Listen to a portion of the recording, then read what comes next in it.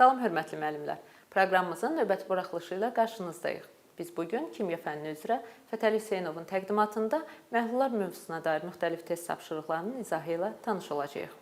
Salam Fətəli müəllim. Xoş gördük. Fətəli müəllim, məhlullar mövzusunda müəllimlər hansı məsələlərə diqqət yetirməlidirlər? Məhlullar kimyanın əsas mövzularından biridir. Çünki bir çox kimya prosesləri məhlulda baş verir və bu mövzuda müəllimlər xüsusilə maddələrin həll olması, həll olmaya təsir edən amillər, kütlə payı, molyar qatılıq və digər əsas vacib anlayışlara diqqət etməlidirlər. O zaman gəlin bu məsələlərlə bağlı olan bir sıra test tapşırıqlarına nəzər salaq. Belə bir test tapşırığına şərti verilib. 500 qram 20% kalium hidroksid məhlulunda olan suyun 1/4 hissəsi buxarlandırıldıqdan sonra alınan məhlulda kalium hidroksidin kütlə payını faizlə hesablayın. Əvvəlcə 500 qram 20% kalium hidroksid məhlulunda kalium hidroksidin və suyun kütləsini hesablamaq lazımdır. Bunun üçün 500-ün 20%-ni tapırıq. Bu 100 qram kalium hidroksid edir. 500-dən 100 çıxmaqla biz 400 qram məhlulda suyun olduğunu müəyyən edə bilərik. Suyun 1/4 hissəsi buxarlandırılır. Ona görə də 400 qram suyun 1/4 hissəsi 100 qram edir və məhlulun ümumi kütləsini tapmaq üçün 500 qramdan 100 qramı çıxsaq, yekun məhlulun kütləsinin 400 qram olduğunu tapa bilərik. Və bizdən soruşulur ki, alınan yeni məhlulda kalium hidroksidin kütlə payını, kalium hidroksidin kütləsi 100 qramdır və məhlulun kütləsi də 400 qramdır. 100-ü 400-ə bölüb və 100%-ə vurmaqla məhlulun qatılımının 25% olduğunu tapa bilərik. Növbəti tapşırıq belə bir sualdır. 400 qram 49% sulfat turşusu məhlulu hazırlamaq üçün kükürt trioksid üzərinə neçə qram su əlavə etmək lazımdır? Əvvəlcə 400 qram 49% məhlulda sulfat turşusunun kütləsini hesablayırıq. 400-ün 49%-i 196 qram sulfat turşusu edir. Və 196 qram sulfat turşusunun alınması üçün lazım olan kükürt trioksidin kütləsini hesablamaq lazımdır. Reaksiya tənliyindən göründüyü kimi 98 qram sulfat turşusunun alınması üçün 80 qram SO3 lazımdır. 196 qramın alınması üçün isə 160 qram SO3 lazımdır. Və məhlulun ümumi kütləsi 400 qram olduğuna görə biz məhlulun ümumi kütləsindən SO3-ün kütləsini çıxmaqla suyun kütləsini tapa bilərik. Bu isə edir 240 qram. Növbəti tapşırıq. M qram 36% məhlula N qram su əlavə edildikdə 20% məhlul alınır. N bölünsün M nisbətini hesablayın.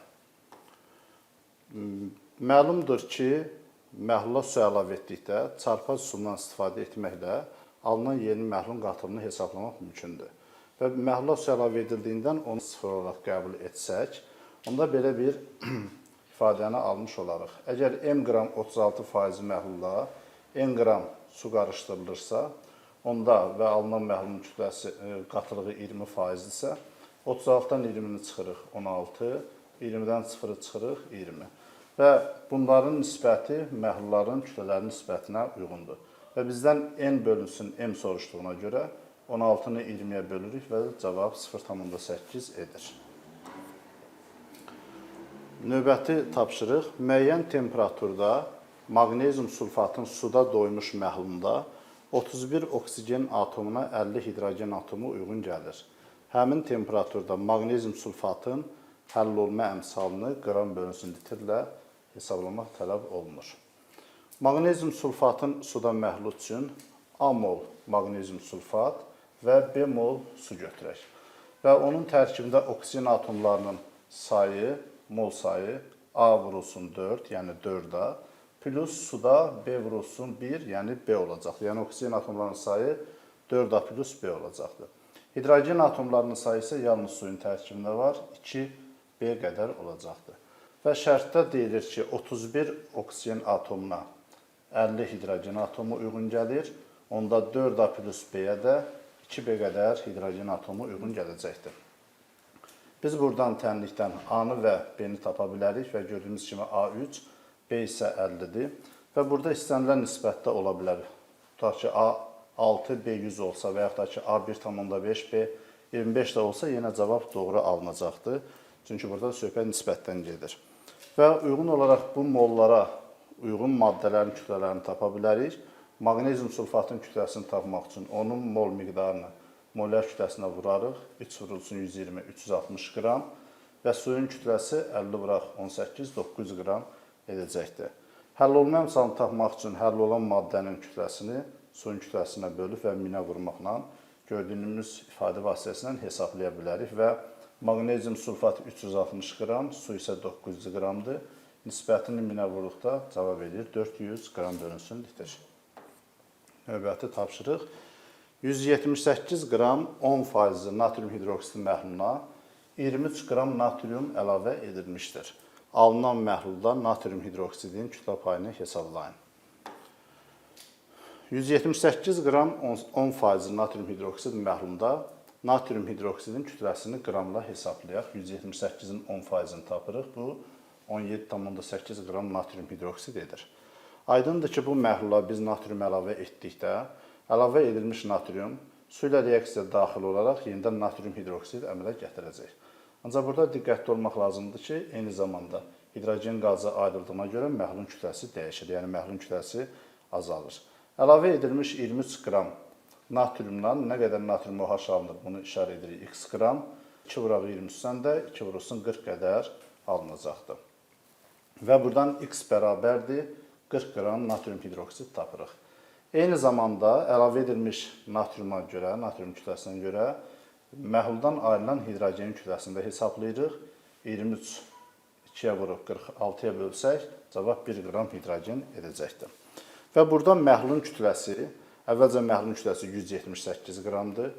23 qram natrium əlavə edilib və gördüyümüz kimi 1 qram hidrogen məhluldan ayrılıb. Deməli, məhlulun yeşil kütləsi 200 qramdır. Natrium hidroksidin kütləsi isə əvvəlcə məhlulda 17,8 qram natrium hidroksidi var idi və 40 qramda əlavə etdiyimiz natriumun hesabına əmələ gəlir. Ona görə də 17,8 plus 40, 57,8 qram natrium hidroksid olur.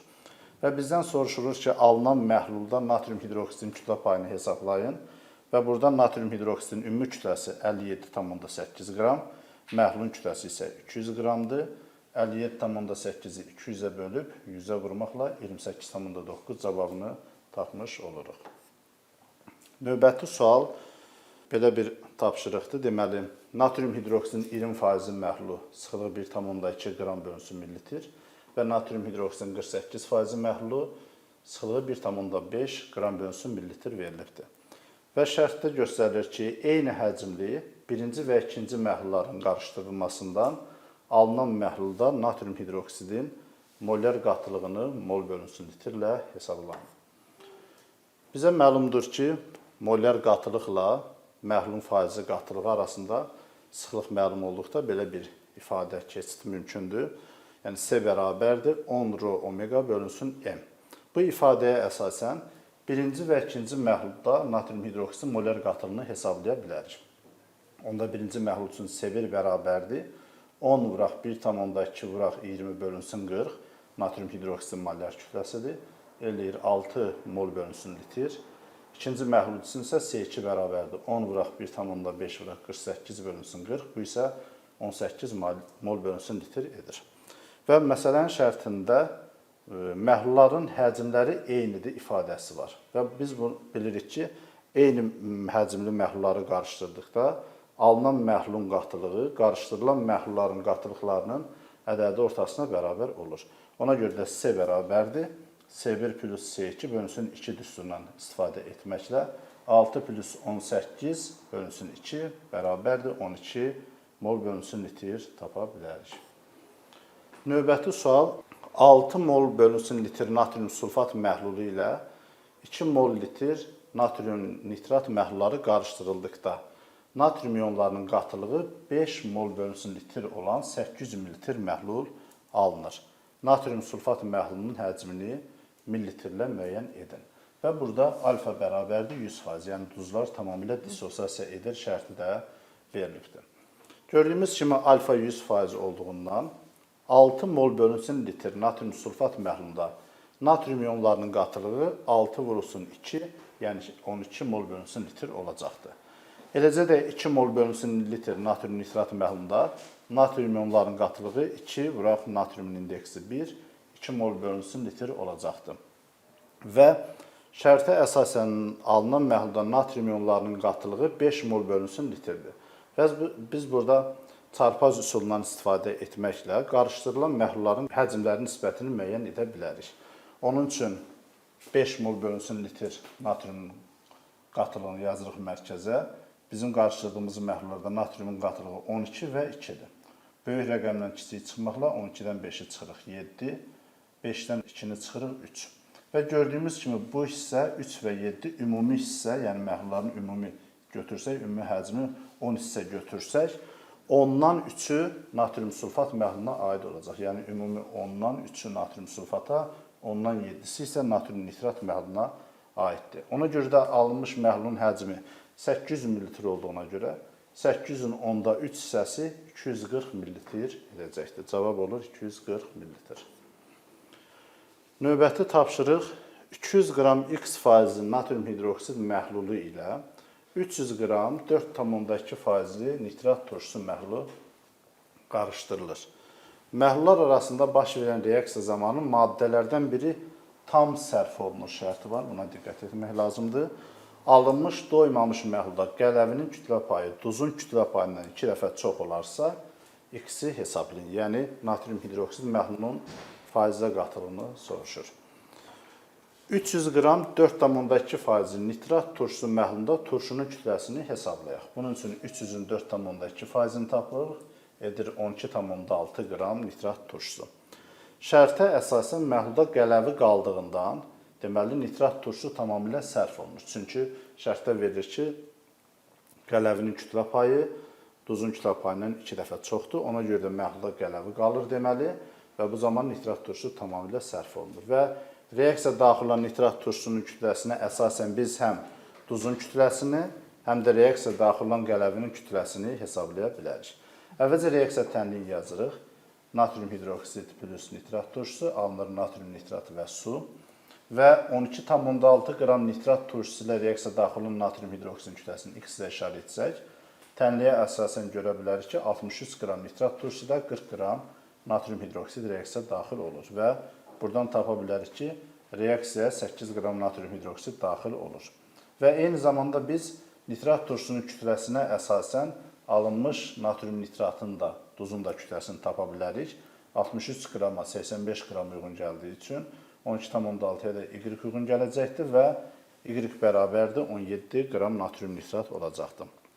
Və burada diqqət etmək lazımdır ki, alınan məhlulda qələvinin kütlə payı duzun kütlə payından 2 dəfə çoxdur. O demək ki, əgər duz 17 qramdırsa, qələvinin kütləsi ondan 2 dəfə çox olacaqdır. Yəni, qələvinin kütləsi olacaq 17 vuraq 2, 34 qram. Və 200 qram qələvi məhlulunda 34 plus 8, 42 qram natrium hidroksid olacaqdır. Və biz natrium hidroksid məhlulun qatını tapırıqsa, natrium hidroksidin kütləsini bölürük məhlulun kütləsini, yəni 42 bölək 200, vuraq 100, o dedir 21%. Diqqətinizə görə təşəkkür edirəm. Bütün həmkarlarımıza sertifikasiya imtahanında uğurlar arzulayıram. Fətəli müəllim, geniş izahınıza görə biz sizə təşəkkür edirik. Ümid edirik ki, müəllimlər izahlardan faydalana biləcəklər. Sağ olun. Əziz müəllimlər, bizim bugünkü buraxılışımız bu qədər. Növbəti verilişlərdə görüşənə qədər.